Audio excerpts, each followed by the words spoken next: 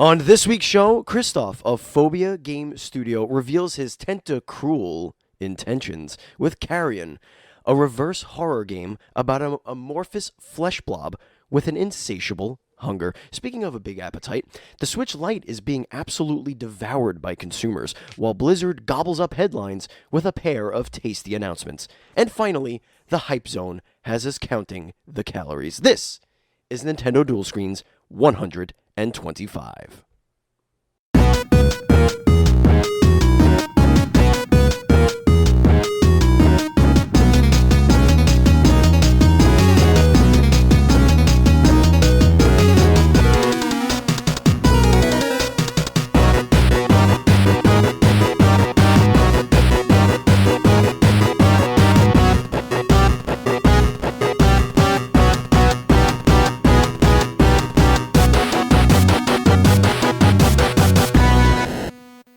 Hello, everybody. Welcome to Nintendo Dual Screens episode 125, sponsored by meltedpins.com. I just lost the whole doc because it refreshed the page. I am one of your hosts, Stephen Fontana, and with me, as always, is Andy Asimakis. How are you, Andy? You sound like you're about to die. Yeah, it's a miracle that this recording is happening at all. Been very sick essentially since Tuesday. So we're pushing a week now. We're recording this on Sunday. We were supposed to record this yesterday, but it looked like my son was getting sick, and we were like, oh, man, if we have to take him to the doctor, that's going to be right in the middle of everything. It was a big mess. So right. But to be safe, you're a true thespian because the show must go on. The show must go on. I was very close to telling you you're on your own, buddy, but I knew that once adrenaline kicks in, I've done shows like musicals and plays really sick before. I had laryngitis and did a musical where I was the lead. Imagine that. Oh, so laryngitis. You have an excuse going forward. You could have the plague. I could have polio. Right. I could have polio and I'm running the marathon if it's a show. You have typhoid like you're gonna be on the show. As I mentioned in the cold open, we have Krzysztof here from Phobia Game Studio. Excuse me. How you doing, Krzysztof? Hey, hello everyone. Yeah, I'm good. We're kind of tired after releasing the Halloween demo, which we'll obviously talk about today, I guess. But yeah, yes. I'm cool, and I hope you guys accept that you're dying, but otherwise you're good as well. It's very apropos for yet another horror themed podcast. Which that reminds me, folks. Yes, this is a little horror hangover here. We know it's November, but you know what? F it. This game looks really cool, and we want to talk about it. For those of you that are new to the Nintendo Dual Screens podcast, that's NDSPodcast. This is an interview show where Andy and I bring on an industry guest to talk about the indies and Nintendo's past, present, and future. Nintendo Dual Screens usually posts each and every Monday for your listening pleasure on your podcast service of choice. The reason why I say that is because our podcast host, Proven Gamer, is in the middle of migrating all of our content to a new server, and they were told it would be 24 hours. It has since been almost 5 days. So, you have not been able to get any of our episodes on any podcast service. The only place you can get our episodes right now are on YouTube. So go to youtube.com, type in Nintendo Dual Screens, and that's where you're going to get the most recent episodes. Now, I was told, so that was episode 124 and now 125, but I was told that it would be resolved by this episode going up, but I do not see that happening because I just went to check and the website is still under maintenance. So I honestly do apologize for that. We did not know this was going to happen. We went in to go put 124 up and the website was down. Reached out to the admin. He said, yeah, it's not supposed to be down. I don't know what's going on. And then it turns out, sorry about it. It was a big mess up. GoDaddy messed it up. And so we're just kind of waiting, twiddling our thumbs. So we do apologize. Also, I want to apologize to our Patreon supporters, which if you want to be one, you can go to patreon.com/NDSPodcast, just like our Patreon producer, the demigod himself, Alex Gonzalez. We have not been able to put any Patreon exclusives up because of me being sick and sleeping at weird times and, not having a voice and hacking a lung and just feeling like overall garbage. But we will make it up to you, as we always do. We can't continue to grow without your support, so please you consider backing us for as little as $1. We raised $103 for Brooklyn Animal Action on our streams and our Facebook all week. So thank you very much for that. That helps out. Like 4 cats get captured and treated. So we do appreciate that. And Extra Life is happening. It's currently happening right now. We did not set up our team because Extra Life was attacked with a DDoS attack, Andy. Holy shit, I had no idea. Yes, so it was a really fucked up thing because so Extra Life accidentally, like something with their site accidentally was charging people 2 and 3 times for a donation. So people got really mad and some hackers did a DDoS attack. Well, that's just evil.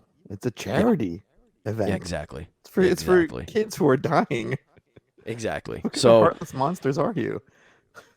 we're going to be working on when Andy or I will be doing some streaming marathons so that we can raise some money for the big beautiful children. And we'll drop those links when we have them. As always, just follow us on Twitter at NDSPodcast. Okay. Before we get into the lead story, which is all about CARRION, which I think I'm saying right. Yeah. CARRION. Good. I did it. You never know, because my brain tricks me. I'm like, carry on. Okay, anyway. Before we get into that and the Nintendo News Report, let's talk about the Nindies of the Week. That was pathetic. I'm sorry, Andy. Yeah. I can't really yell too We'll much. have to do an edit for that for the first time on the show. I am still playing Mistover, so I have nothing new to say except for the game really started to mess around with like combining items and like all of that stuff. So like now I'm getting into the minutia of everything and I'm really enjoying it. But what have you been playing, Andy? So, given our game this week is a reverse horror game, I'm going to flip this segment for myself. Oh boy. I'm going to talk about a game that I do not recommend people play. Oh boy. Okay. For some reason, I'm not sure if I was drunk or high or both. I purchased Contra Rogue Core. Oh no. Why did you do that? It was just there, and I was like, "Oh my god, Contra! I love Contra!"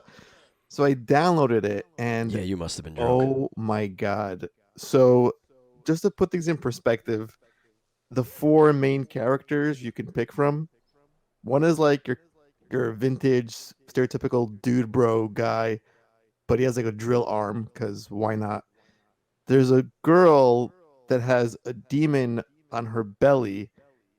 Her name is Miss Harakiri, and she has to stab it with this sword to keep it at bay, but then the sword powers up at the same time. There's an alien, like an actual from the old games alien that's been tamed, and he's got a British accent. His name is Gentleman. And there's a giant panda, but it's a cyborg panda body with the brain of a human, and its name is Hungry Beast. It sounds like a really good anime, Sounds like a Saturday morning cartoon. right? But oh my god, like how far away can you stray from what Contra is supposed to be? Now, gameplay wise, it's kind of a mess. It's super easy. Like the idea of a health bar in a Contra game is wrong to me. Very wrong. The whole thing is like a frat boy induced like thing. It's just so over the top. It's very dude bro.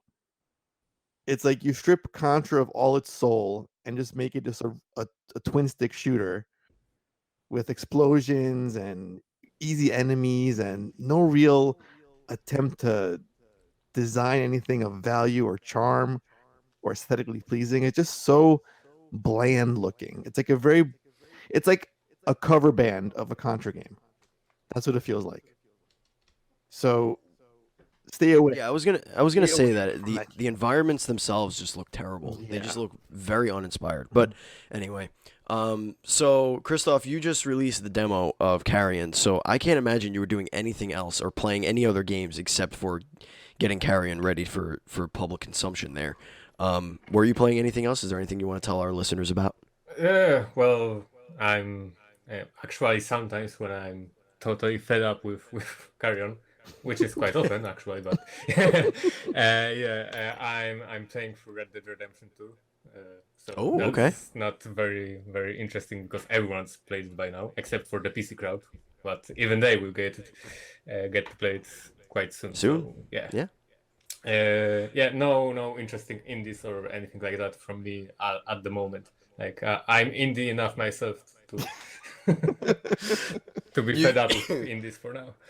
You've paid your dues. You're good. You can enjoy a AAA title every now and again. Yeah.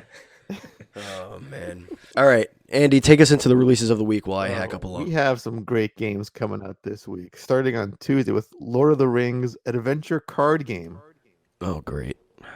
Yep, that's game of the year right there. Followed by Just Dance 2020, and then ships for $13.99. That's a great price. Yep. We have Mario and Sonic. Wait a minute, hold on. You missed something here. Oh no, I what did I miss? It's not on here because this is Oh, it's because they got Nintendo's rid of list. Did they remove something? No, or forget something? no. Oh, they removed something. They don't have a tab for Wii because Just Dance 2020 has come out on the Wii. Oh, interesting. It is another Wii release. Right. There was The never a only Wii one. tab up here, was there? That Not wasn't since a we recent started one, this it show. was No, just- yeah. for a no. while. But they didn't put the fact that Alright. it's out on So the Wii. before our Okay, listeners continue. yell at us, Just Dance for the Wii is also coming out this week. That's right. We got Go ahead. Mario and Sonic at the Olympic Games, Tokyo 2020. For a hefty price tag, $60. That game better be good. We'll see about that. It looks Construction Simulator 2 US Console Edition comes out. hell yeah. I have my code. I have my copy. We have. I'm gonna do? be doing a first play. Yes, Ooh. I'm gonna be doing a first play with Jack, my 4-year-old son. Oh, that should be a fun video. Because he is obsessed with construction vehicles. Just obsessed with them. Right. We have the Manga Works. It's got some funky little pixel art going on there. You gotta check that out. Strange Telephone, Ritual, Crown of Horns, Skybolt Zack, which has the worst name attached to a game I heard in my entire life. Zack is like the worst name you can pick. I don't know what they were thinking with that name. Juicy Realm, which is my favorite porno, if I ever heard it. The Grisea Trilogy, Oh boy. Monkey Barrels. Oh, here's a great one.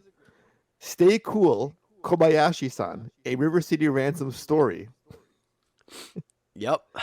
We got Down with that. Puzzlement for $1.50. That's a Puzzlement, lowercase p, yeah. by the way, Puzzlement. Mhm. Tokyo Dark Remembrance. Head Snatchers, another great adult film. As Divine Kimura. Oh, another As Divine game. We just got one Right. of those. Meanders. Okay. Animus Harbinger. Incredible Mandy. Super Street Racer. House of Golf. One Person Story for $2.99. A lot of low price games this week. Yeah. There's a game called Football Game, which looks like some sort of jock Dating cheerleader thing. Yeah. It's a little weird. seduction sim because they're like on a car. Yeah, that's weird. Stormwind EX. It's the extra. Oh, edition. new That's Super all I- Lucky's Tale. That's going to be on Switch. That's a fun game. Hell I yeah. enjoyed that back in the day on the PC. Oh baby, coming up next. Oh, big time shit. game. It's the big one, guys. Disney Tsum Tsum Festival. Here we Yep. go. That's it. We Here's have another big one. Layton's Mystery Journey, Catriel and the Millionaire's Conspiracy Deluxe Edition. Wow, it's a lot of words. Jumanji, the video game. That's based on the recent film. Which is based on them getting sucked into a video game. Exactly. It's so meta. We got Blindy, which looks like a literal blind character on the screen. Just it's a Mr. Magoo simulator. Just missing basically a walking stick. Okay, And that's that it. wraps it. That wraps it That up. does wrap it. Now I'm gonna ask you a question Yeah, about. sure. Okay, which one of all the games you just mentioned has a key feature known as the spin system? SPIN system. The spin system? Yes, and it stands for sanity, professionalism, investigation, neurosis. Are we doing trivia in the releases of the week? I was very curious to know what Tokyo Dark Remembrance was all about. So I started reading about it, and it's adventure game, All right, but listen. it uses the system to keeps track of every decision you make, changing how other characters react and So the actions available to you. looks like a pretty light week considering we have Pokemon coming out the week after. Yeah, But I'm all about that juicy realm. So yeah. with Juicy that, realm. let's get into the Carrion. Yes. Oh All right, my I'm lord. gonna bow out and hack a lung while you start this interview. So before I talk to Krzysztof here about this amazing game that makes me very erect when I think about it, we had spoken on Facebook because you know me, Steven. I'm the Batman of getting guests on the show. I'm very persistent. I can find ways and means to track people down to get them You're on more this like podcast. Batman's stalker. Right. Sure. We'll go with that route. And I messaged the Carrion Facebook page, I believe, towards the beginning of October. And, you know, I was putting feelers out just to get some guests for our Halloween Shocktober theme episodes for all of last month. And we were basically wrapped up. We had 6 guests. We did more than usual for the month. So you know what? That's your bonus content, kids. You get 2 extra episodes this month, so you're welcome. And then I got a response from Krzysztof. He was like, "Oh my god, this sounds like a lot of fun, but it's so late. I'm sorry." And I was like, "Wait, don't apologize. We're still doing this. This is still gonna happen." A good game is a good game. It doesn't matter what Right. season it is. I don't care. You know, I'm a huge fan of horror, so we're just gonna drag this on. We're gonna pull that corpse down the hallway and let that blood trail come out. So, I'm super bad at Facebook, you know. oh I'm no, the listen, you're making the game. reverse Batman. Like, I'm the man bat of Facebook. So, I think before we get into who you are and what your role is at Phobia Game Studio, I want to say 2 things. First of all, is that I hate you. And second of all, why do I have to wait until next year to play this amazing game? I don't know. I mean, That's a very unfair question, Andy. maybe you Listen, should. you're on the show now, so you represent the whole team. So it all falls on you to give me answers. It is you're the reason why I can't play this until next year. Yeah, So I mean, I want explanation. I guess we could pull off, you know, a No Man's Sky here, just release it as is, and maybe finish the game 2 years, 3 years after actual release date. Fucking Oh, burn. that's a burn. That's joking or not, but yeah, it's just not done. If you've played the demo, you probably saw some stuff that's not quite finished, not quite polished, and so on. So you know, there's just a couple of us doing the game, and like it's basically if you want the game to be polished, it has to be next year. Sorry. No, it was more on me saying how great the game looks and feels, even in the unpolished demo state. It just left me wanting it as soon as possible. So let's kick off properly. What is Carrion? Give us the pitch. We've heard reverse horror. Explain that to our listeners. Yeah, so we call it a reverse horror because you are the monster which the NPCs are afraid of, and you're basically this like 80s 90s horror movie monster villain, and it's badass, you know. It's kind of like how you could play the Alien and the Predator in the Alien vs Predator games, and you know, nobody's ever really coined a name for the genre or for the theme, maybe because it's not specifically a genre, because gameplay wise it could be all sorts of, you know, you playing as the monster. But yeah, it's not really a horror because you aren't, or you're not supposed to be scared. If you are scared of yourself, then I mean, I guess that's cool, but it's not what we are going for. So yeah, hence the reverse horror. And when it comes to the genre, how the game plays, it's like this 2D side-scroller kind of cinematic platformer, so to speak, with lots of Metroidvania elements to it. Right. So your key role on the team is level design. So let's speak about what your approach is to crafting a Metroidvania experience. Is it because I noticed that in the demo the monster gets several abilities. So let's talk about how those work together with level design and the abilities you acquire throughout the game. Yeah, so basically, as you could see, kind of, in a super condensed form in the demo, because the demo isn't really a part of the main game. It's like a separate thing. Like so this level was just thrown together to show several abilities and like several different gameplay scenarios in super short condensed form, so you get the idea how the whole game uh, looks and works, but it's not how the game will unfold, like the whole skill progression and so on. It will go on it will have this differently paced, like it will introduce everything properly and so on, and yeah, you have this kind of classic Metroidvania progression to it, so there are places you can't go to or unlock or whatever, solve the puzzles until you've obtained specific skills.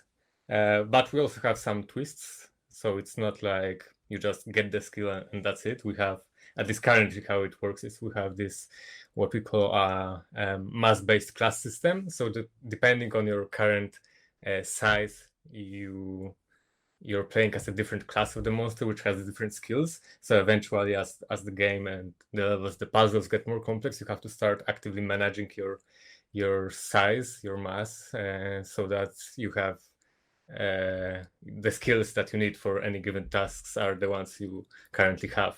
So being as big as you can isn't always the solution. Yeah, because in the demo I found that it was easier to move around when you were a smaller mass entity. But there's something about being this giant blob of, throbbing red veins that's so appealing to me. Now, in the demo, you could shrink down by taking damage. Can you control that in the final game? Like, if there's a puzzle or a vent to sneak through, but it requires you to be a certain size, is that a manual option? Like, shrink yourself down? How does that work? There are places. There are places like, at least currently, there are these pools of goo in which you can leave what we call cocoons. So you leave parts of your mass in these pools, and then you shrink yourself to a smaller class, and then you can go always back and retrieve the biomass from the cocoons. So you can like do this rotation back and forth. How big will the map size be if you think about your standard Metroidvania type of setup? Was it like a huge sprawling map with a lot of backtracking? What's the general size you can, without saying too much, but that you can tell us right now? It's hard to compare the sizes, to be honest, especially with how quickly the monster moves. So Mhm. so it's hard to like compare on I don't know how many tiles we have in the game, but what I can tell you is that it's not a 100% classic Metroidvania with the whole world being just a single large level. Basically, we're going for more of a like traditional Zelda approach with an overworld and let's call them dungeons, which well, you can access from the overworld. But yeah, there is backtracking. You can always go back, or almost always go back to the levels you've already completed. So they're like not strictly speaking levels, but they're kind of like uh, separate paths.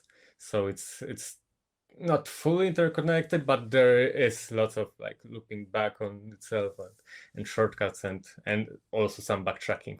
But yeah, I'd say it's more of a traditional Zelda when it comes to the world than a Metroidvania. Right. So speaking on the creature itself and the abilities, we got a little bit of a sneak peek in the demo, a little taste, as it were. A little projectile to kind of capture enemies from afar, and this sort of dash move you can do through these large objects. What else can we expect from this beast? Like how crazy will it get, essentially? Because I want to see a huge like sci-fi epic, like some crazy messed up shit that this thing can do. That's what I'm hoping for. Yeah, it can do some messed up shit, definitely. Yeah, so maybe I'm not going to spoil everything, but No, just a little. one of the like for example, what we haven't shown in the demo is any of the defensive skills. So, for example, the smallest form has the light bending ability. So it basically works like the Predator cloak. It bends light and makes you pretty much invisible, which allows you to sneak past people and also bypass lasers without triggering them. So that's one of the nifty abilities. And when it comes to crazy shit, we have for the largest form a skill called Tentacle Vortex, which sends out like this flurry of harpoons, flash harpoons, which pierce through enemies, impale them, and then pull them towards you. And it also works on some objects. So that's pretty cool and gruesome. And maybe the last ability I'm going to tease is impersonation. So you can Oh my actually god. like you have a special tentacle probe which you can like use it sneakily and approach some human with it and basically penetrate his anus and take control of the human, and then Yeah. you're playing as the human and you can mess around with people and do some interesting Krzysztof, stuff. I have a question. So these sound like really, really powerful stuff, like really, really fun ways to manipulate the environment and the enemies. How do you balance challenge when you have so many powerful ways to take out foes? Like, what's the challenge for the gamer, for the player? Oh, for example, we have some enemies which are pretty mean. For example, mechs which have like miniguns, and so if you're not careful around those, you can get shot down in a matter of seconds. Same goes for fire, for example. If you catch on fire, you're toast unless you can find some source of water very quickly. So yeah, there's some countermeasures the humans employ against the monster. So it's like the monster is kind of fragile actually. Obviously, if you're one of the largest forms, you have quite a lot of health. But if you're not careful, you can lose it pretty quickly anyway. Kind of like this, glass cannon approach.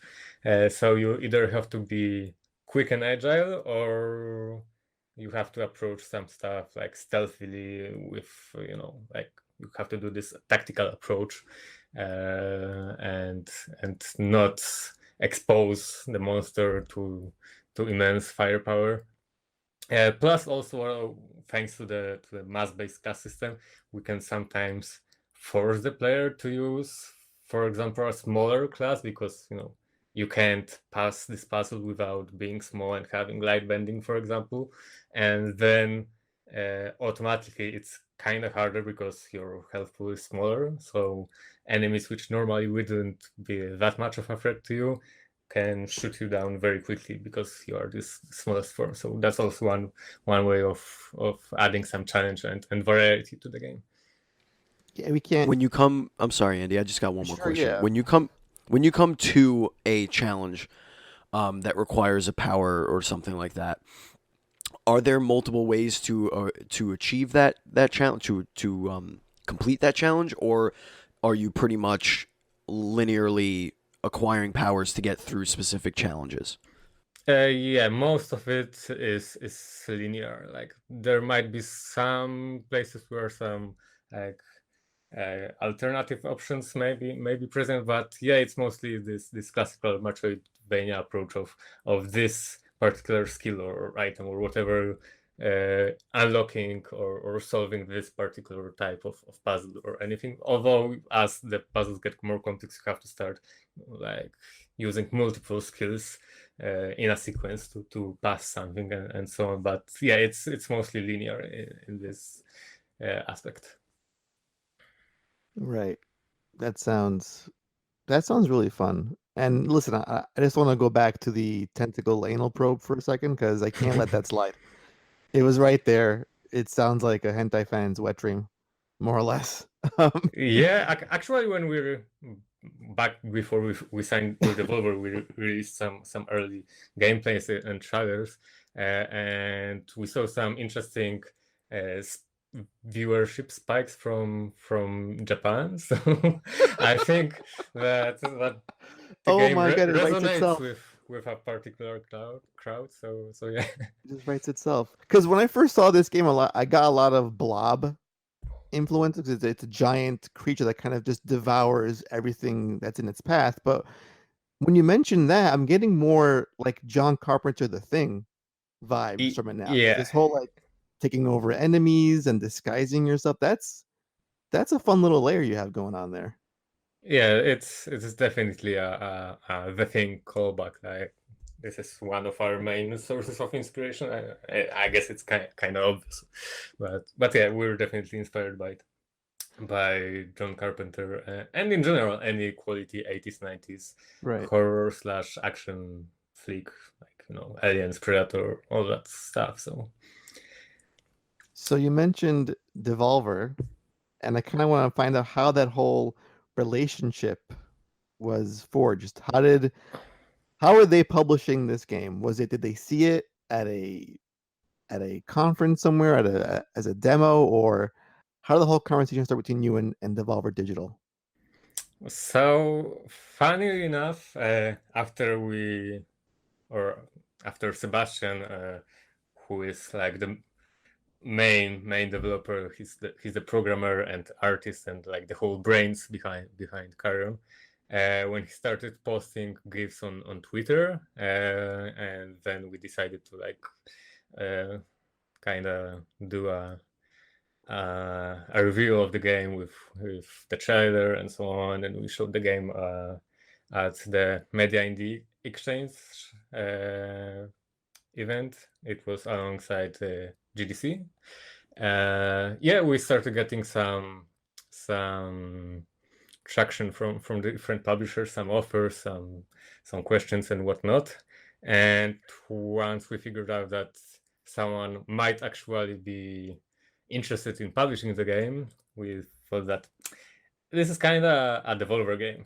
But funny enough, out of all the publishers that we spoke with, Devolver was the only one who hasn't approached us themselves. So we had to ask some mutual friends to to introduce us to Devolver, and once we got in touch with them, they loved the game, the prototype demo, and which, funny enough, was basically the same level we've just released as the Halloween demo, only from a much older build. Right. So like it was vastly different. But if you go on YouTube and check some early IGN or whatever videos, I think GameSpot did a stream of that. Yeah, I think so. You can actually compare how it's changed, and you can actually see that, oh, this is the same chamber only with some added stuff and humans not looking like sausages anymore and so on. So yeah, but other than that, it's basically the same level. So yeah, once we got in touch with Devolver, we clicked and eventually struck a deal, and that was it. It really speaks to the curation that they go through for their catalog of games, because you can tell off the bat that this feels like it's a Devolver game. Yeah, I think that was makes sense in their roster, and I love how you guys are just like, yeah, we're getting offers from people, but this is a Devolver game, so I think we should try that route first and see how that goes. Yeah, we had some really good publishers out there, speaking with us and some good offers. But yeah, eventually it was the catalog, this looks like a game developer game thing that was the deciding factor here. Really. So the game is coming out 2020 for Yep. PC and unconfirmed consoles. Yes. So you can actually expect some announcements soon. Okay. Yeah, but yeah, currently all I can say is it's PC, which includes Linux and Mac, Mhm. and yeah, unspecified consoles. Is there a release window? Are we talking like Q1 2020? More towards the holiday? Is there a window we can sort of lock this into at this point, or you can't say? I'd say it's somewhere between the two dates you've mentioned. Oh, great. All right. So between January next year and December next year. Perfect. Yeah. That's what 2020 means, Andy. See what you're trying to do. Well, listen, Sneaky it's boy. it's what we do here. We try to probe like a tentacle up your ass to get the real information out of people. That's what we do. That's right. All right, so that does it with our lead story. Let's get into the Nintendo news report. We got a couple of things here. Switch Lite sales, Andy. Well then, Yeah. that Krzysztof, if that was a if good you're call. not considering a Switch release at this point in your development, you really should. Hint, hint, wink, wink. The Switch has sold worldwide 41 million units. 41.67 million Goddamn. units, almost 42 million units. Well ahead of the pace And the of Switch Lite sold other consoles. what, 2 million units in 11 days? 11 days, yeah. That is Yeah, something. bananas to me. 10 days. Absolutely nuts. 10 days, even better. 10 days, yeah. And with that, we got a little glimmer of potential 3DS games coming to Switch. So we had this sales report that came out that kind of like shocked us all a little bit. I mean, there was one neat thing about the Switch Lite though, that the bulk of their sales were in the United States. Yeah. Which is kind of weird because you would think Japan, who loves their handheld devices, they weren't as eager to adopt the Switch Lite as folks in the States were. We're talking 800K alone in the United States compared to 400K in Japan. Right. That's nutty to me. That's like a total flip of what the usual stats are. And the result of these great sales and the Pokemon games coming next month, they're essentially going to make the Switch kind of lean into the 3DS catalog a bit, which again, not a huge shock. We mentioned this before in the podcast. It's a perfect place to bring the great 3DS games. I'd love for some more Link's Awakening style remakes as opposed to full-blown ports, but we shall see. But yeah, great news for Switch. That would be nice. But yeah, Krzysztof, you better make a note of those numbers. That's a huge audience that you don't want to leave out. Again, hint, hint, wink, wink. Speaking about Pokemon, oh boy, we got a huge dump of evolutions and leaks and Gigamax form artwork. And I don't know, this looks scary. This should have been the theme for the episode, the whole topic. This is the true terror, is some of these evolutions. So we got a dump of the starters evolved forms, some of the Gigamax forms, and some new Pokemon that were revealed, and their evolved forms as well. Did you see these yet, Steven? Did you get a good look at these? I did. Why do the starter ones look like they're not done yet? Like their final form is what should be their second level evolution. I like the Grookey one. That one's cool. He's very brolic, but the other two they haven't hit puberty just yet. Sobble looks very tall and very thin. Yeah, there's like very an fast. angry look at from both of them, and Scorbunny too.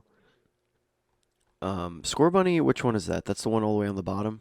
Yeah, looks like just a teen in pants with like Cinderace. Right. Yeah. I mean, That one I think is the most disappointing one because it's Cinderace just looks like a human, really, with a mask. Right. But I really if this is Grookey, that's who I'm gonna pick. Sobble, I'm upset with because I felt like Sobble had the coolest first evolution stage, or basic stage or whatever. I really liked that design and the personality. The second one is okay too. The one that they leaked here, Grookey looks really cool though. Right. But yeah, that final form of Sobble looks really. There's dumb. like a weird there's like a Neopets quality to some of these looks that Sure. I find a little bit disturbing. But you know what? More disturbing is that Meowth though. That potential Galarian Meowth. Right. What the hell is I that? don't know what that's about.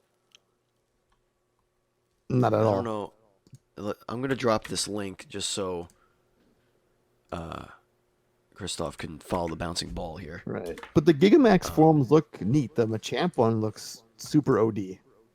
Like it's just. I don't even think I saw that one. It's like Did I not go down far he's enough? baned out. He's on the Bane Oh, juice. I don't see that. Wait, where is that? Hold on. Let me just let me find that. And they should guard Garbodor too. His form as well. Oh, and Kingler. He's like foaming at the mouth. Oh, that's cool. Yeah. Yeah, I see Red Fox. I don't know what that is. And then Red Fox Evolution. That looks fine. What is this thing? Purple Pokemon? That's what they're calling it? Purple Pokemon?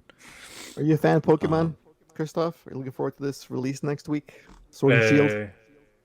I used to be a huge fan of Pokemon in general back in the 90s. but but yeah, I think it's like there's just too many games, too many Pokemons for me. Well, you're in luck because this new game has a very limited national Pokédex, so they're not all in there. There you go. All right. So while you're scrolling through those, Overwatch 2. So Blizzard had their BlizzCon, came out, did a half-assed apology over the whole Blitzchung Hong Kong thing. Blitzchung, is that the official name of it? Is that what we're calling it? No, that's his name. Oh. That's the guy that was banned. His name was Blitzchung. Sounds very appropriate. They made really a half-assed, very tiptoe, walk-on-eggshells apology, which a lot of people saw right through. But they did announce two pretty major things that has a lot of people forgetting that they did that. One of them being Overwatch 2. And it looks like Overwatch 2 is indeed coming to the Nintendo Switch, which makes sense since they just dropped Overwatch 1 on Nintendo Switch. But yeah, it's confirmed for it, so that's good. A couple of new game modes. I mean, if you want to read up about that, just go to like either Nintendo Everything, Nintendo Life, your IGNs, whatever. They all did a little write up about it. The other one, of course, they announced Diablo 4, but they said that is not coming to the Nintendo Switch. And also, which for a long is time upsetting. as well. Right. So I Right. feel that was more to sort of assuage their own shortcomings of one Diablo Mobile, which is that still coming out? Did they show any of that at BlizzCon? I did not watch Diablo any of it. Immortal? I think they did. Okay. Good lord. Catch any of that. And yeah, and also to sort of distract from the apology, as it were, and that whole controversy. But yeah, I love Diablo. I mean, I'm not a fan of some of the things I heard. It's always online only. There's no offline play in this game. Yep. It's a little bit strange to me. I don't know why they go that route. It's just bizarre. And that it's a long ways out. So again, I'm all about showing things and getting people excited about it, but if this is like a 3 or 4 year wait, if it's to go into like a mid next gen release, I don't know. I don't want to see it. Maybe that's why it's not going to appear on Switch, because it's going to be Switch 2 by then. Yeah, exactly. And Yeah, maybe they know about the Switch Pro, but they can't say anything about it yet. maybe that's a good point. That's a good point. And And finally, Andy, this is big news. huge news. Yeah. Bloodstained got a long overdue graphics and performance boost on the Switch. It is officially live. So all you Bloodstained Switch owners out there can play to a closer version of perfection. I Right. watched a comparison video. It is actually a really big difference. The loading times are, I think, 75% less than what they were from the original release. The graphics were way polished up, and I think it is now in the best place it can be performance wise. It just sucks that it came like if they had delayed this any further, which actually that's a great question. Do you think would have been worth it to delay this or release it in its kind of unpolished state? What are your thoughts I on think if honestly, I think if they came out and said, "Hey, the Switch version really isn't ready yet, Mhm. but we're gonna put out the unfinished version so you can play, you can have some progress, but we are working on some performance and whatever Yeah. enhancements for Switch, whatever it is." Like if they came out and said it, maybe, and if they said it maybe a month before it came out, so that people can switch their pre-orders if they want. The problem is it came out and everyone was surprised at how bud it was. Right. And for us, when we love this game to death, we sung its praises, but it was hard to recommend for the Switch. It's a great game, but not on Nintendo's platform, Right. which is a shit And because I've heard the game that lends. this engine, Uh-huh. I forget what engine it is. It's one of the two. I don't know if it's Unreal. I think it's Unreal is the one that's very difficult Right. on the Yeah, Switch, yeah. I believe. It was it was either Unreal or Epic, whatever. Unity, you mean? Unity. Yes. Right. One of them is really hard to get to work flawlessly on Switch, so I don't know. And I know that this is the one that used it, but I don't know Right. what engine they use. I'm not like big into the whole engine talk and all that fun stuff. Yeah. Well, at least those who are on the Um, fence now have a better reason to buy it for a Switch, and those who had purchased it, a little bit of a redemption for Right. those purchases. And speaking of redemption, Steven, Yes. the hype zone is a bunch of question marks to you right now. I know. I see And that. you're like, what does Andy have planned for us today?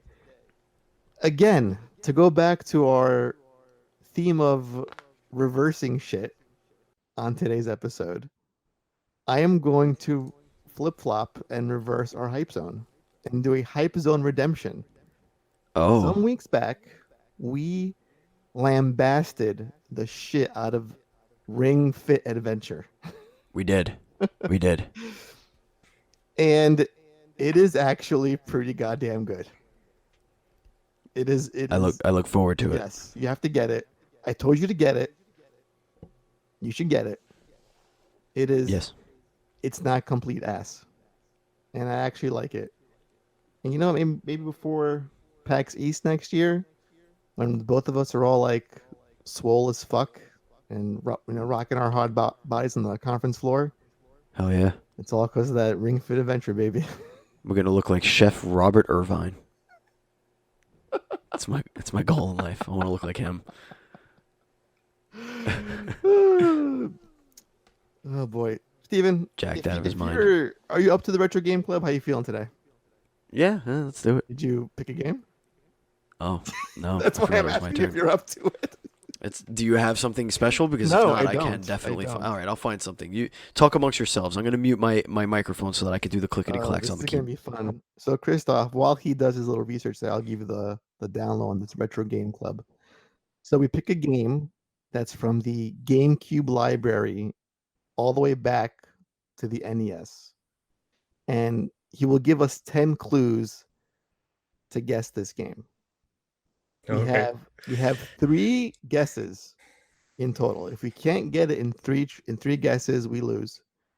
We can ask a yes or no question, but when we do so, we will lose a guess. Now, we can discuss things openly amongst ourselves, We can ask clarification questions if need be. But that's the basic premise of this game. We try to stick to games that were only ever on Nintendo systems. But as you go towards the N64 and GameCube era, there's a lot of crossover between that and PlayStation as well. So, but the game has to be on a Nintendo system in some way. Yes. That's like the core point of this game. Okay. All right. So, Steven, was that enough All right. time to let you find the game Yeah. hastily? Yes. Okay. All right. This video game was released in 1993 by Activision. Okay. 1993 by Activision, exclusively on a Nintendo platform. Ooh. Okay. So 93 Activision. What were they big for in those days? Trying to think. Let's see. Oh, you know what you did mention before. I'm taking a guess. Is it Alien vs Predator? Is that your final answer? Yes. You stupid bastard. Is it?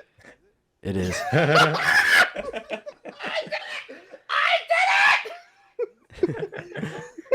Well, that's still fun. Give me those 100 points. No, you only get 100 if you get it without a clue. You get How 10 the points. hell do you get a game without a clue? I don't know, but it's possible. Well, now I want to do another one. No, you can't. We'll do one for fun, but Yeah. it goes to my. Well, we want one. Right. All right, I'm gonna mute my mic one more time. So, Chris, let's talk more about CARRION while Steven does more bullshit legwork that we'll guess in 5 seconds. How did you get to work with Phobia Game Studio? How did you get to join the team? How long have you been there for? Oh, that's a good question. Let me think. About more than 4 years now. 4 years and a couple of months. And it wasn't actually Phobia Game Studio back when I joined the team. We were part of Transhuman Design. Right. You may know the company from King Arthur's Gold, maybe, or Soldat. Some Polish indie games. But maybe you don't know them. They weren't released on anything Nintendo. Did you also work on Butcher? Yeah, so Okay. that's when That's a I great joined game. the team. I joined as a level designer for Butcher, and yeah, eventually after like the company had to scale down a lot, basically. Michał Marcinkowski, the CEO of the company, had to go back to his indie roots as a solo developer. Yeah, we as the Butcher team decided to basically form our own company. Well, first Sebastian, who was also the lead behind Butcher, it was basically his game. He brought with him when he was hired by Transhuman Design. So yeah, there were like a couple of months of him just working on some cool monster traversal mechanics and eating mechanics. And once the gifts gained some traction on Twitter, we figured out that we should make it a game, and Right. he decided to bring back the Butcher team. And then we formed Phobia Game Studio. Oh, that's nice. Like you had like a nice core team in mind and made a whole brand new team out of it. I gotta say, like, just to go back on, I can see why like the gifts got so much attention, because the sprite work and the way the creature moves and slithers along the ceilings and the walls is one of the most beautiful things I've seen in the video game. And the sound effects that go hand in hand with the art design is just Phenomenal. Thanks.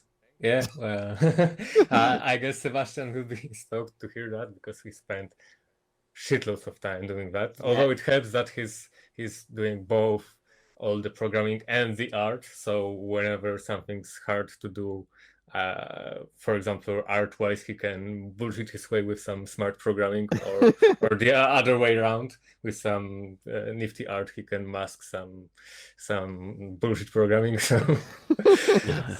that actually works for him really nicely. Oh, so before we cut back to Steven, hopefully he's ready Yes, soon. I am ready. I do want to I say am one ready. more thing about Krzysztof's role in the company. He was, and I quote, suckered into doing the social media for Phobia Game Studio.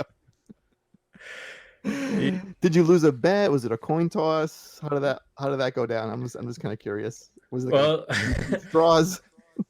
actually, it's kind of funny.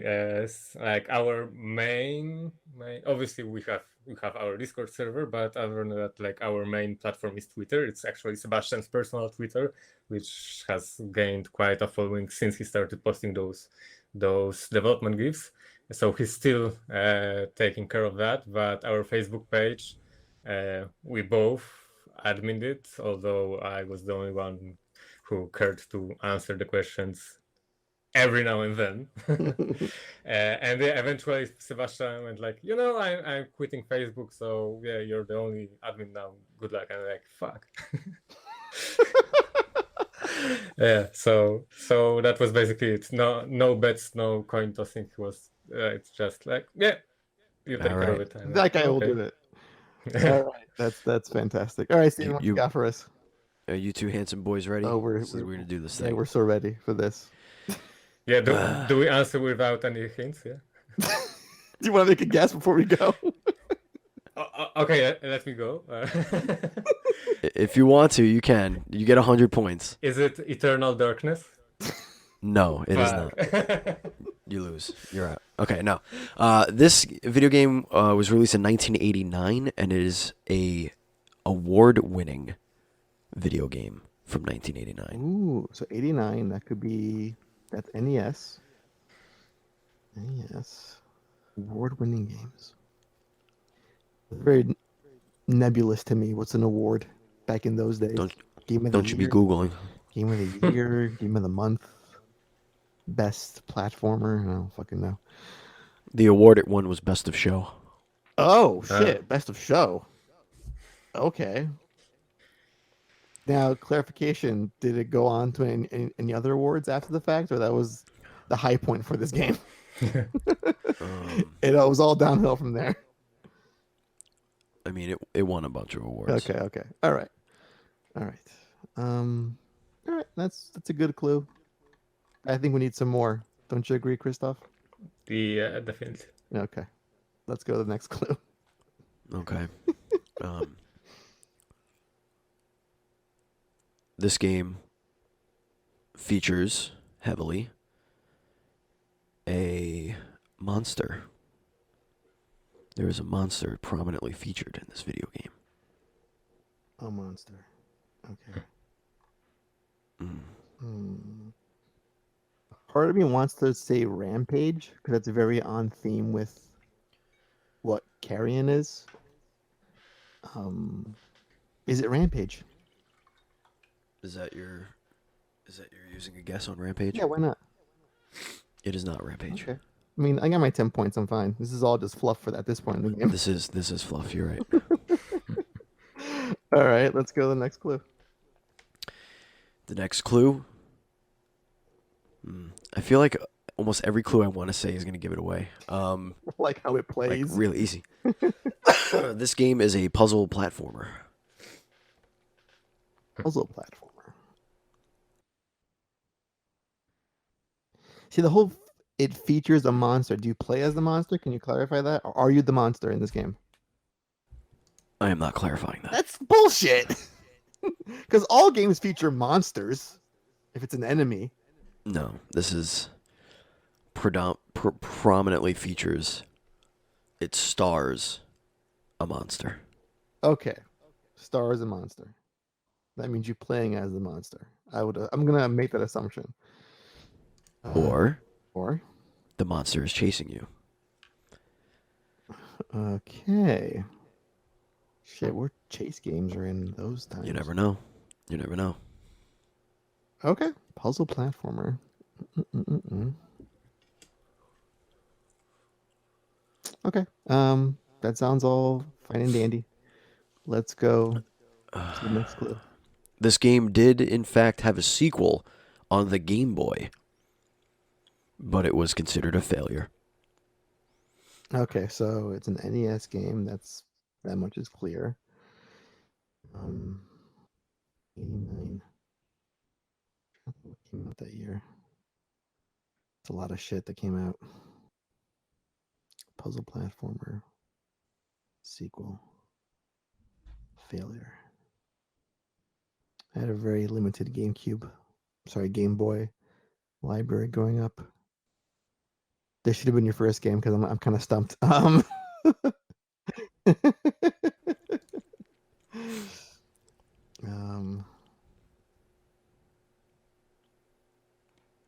Yeah, I'm drawing some blanks. Puzzle platformer. Yeah. No, I'm kind of drawing blanks here. What do you think, Krzysztof? Anything you can possibly think this could be that's Yeah, not not really. not Eternal Darkness?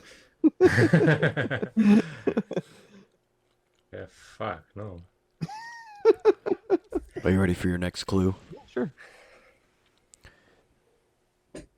The monster is very hungry, and you need to feed it to solve puzzles.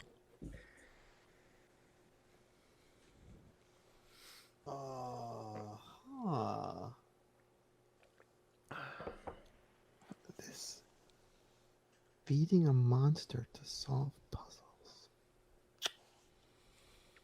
Oh my god, what is this? Yeah, I really don't know what this is. Feeding a monster to I think you do know what this is. Right, I'm thinking, yeah, I'm just not thinking is what's happening. The stakes aren't really high for me right now. That's what's going on in my head, really. Feeding a monster.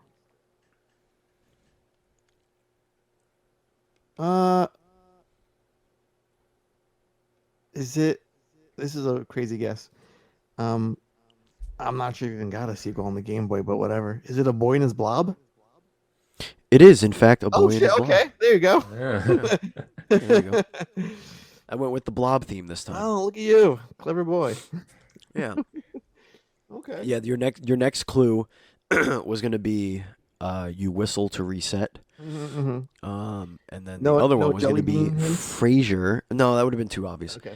Frasier and Niles. What do they have in common? That they're brothers? Well, it's their last name, Crane. Oh, Crane. David Crane. Oh. Was that the Made A Boy and His main Blob. boy's name? No, that was the creator of the Oh, game, I don't know. who was the head pro. You don't know David Crane? What else did he do besides Boy and His Blob? Really? Atari. Okay. All of Atari. I don't know Mr. Crane's. Only Cranes I care about are Marty, Frasier, and Niles. And Eddie. Yeah, he And Eddie by proxy. yeah. He was like one of the founders of. He was like one of the original creators of games for the Atari 2600. Oh. Congrats, David. You made it. You made it. All right. That'll do it. So I don't die. Let's get the hell out You of here. made it. Let's do dude. the. You did a good job. You survived. I muted a lot. Yes. I was very muted most of this show. Also, listeners, hacking up how alone. hot does Steven sound right now? Do I? Whoa, how you doing, ladies and gentlemen? All right, folks, that is it. I don't know what podcast network we're on, so I'm not plugging that yet because I have no idea what's going on. Just plug ourselves and plug Carrion. Yeah. We didn't plug Melted Pins, so I'm going to do that real quick. Yep. Melted Pins is our sponsor. Fantastic website. They sell unique and original tattoo art inspired pins, buttons, canvas bags, and all sorts of stuff like tank tops, sweaters, and all that fun stuff. Artist Kelsey Lynn has done art for many podcasts and websites all over the place, including ours.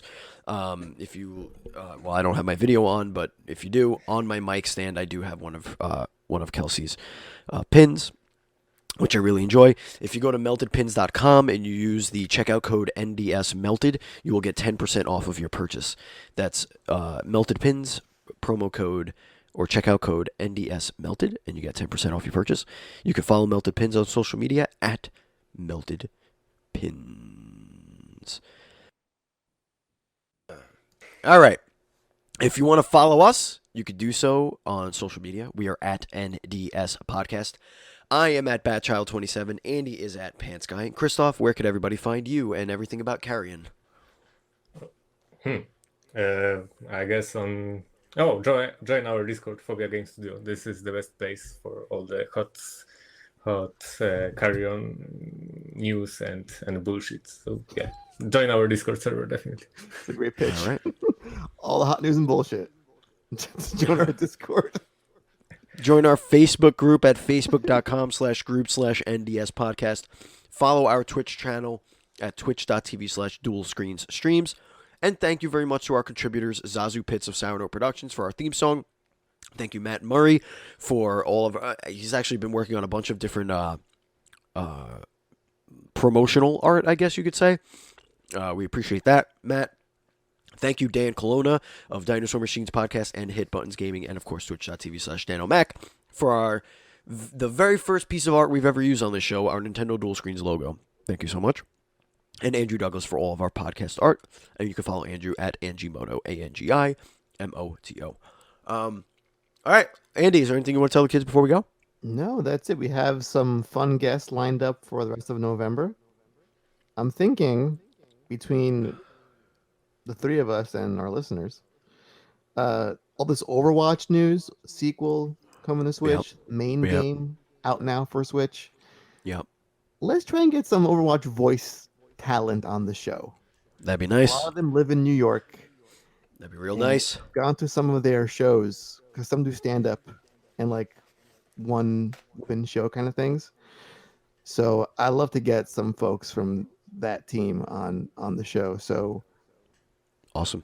Keep your eyes and your ears peeled for... Keep them open. Keep them open and peeled for news and bullshit coming soon. Hey, other thing, if you want to buy some shit, go to our Teespring, teespring.com/NDSPodcast. Yeah, teespring.com/NDSPodcast. Not a lot is up there right now. We're going to have more designs very soon. But if you want to rock a NDS Podcast t-shirt or something, or a hoodie, or a mug, go to teespring.com/NDSPodcast.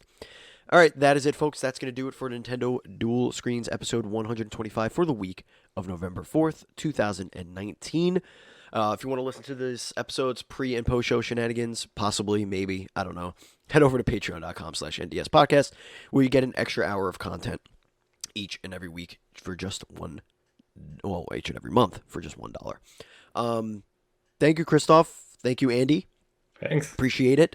Maybe when you have more to speak about, if and when this thing's coming to Switch, we can have you back on. What do you think?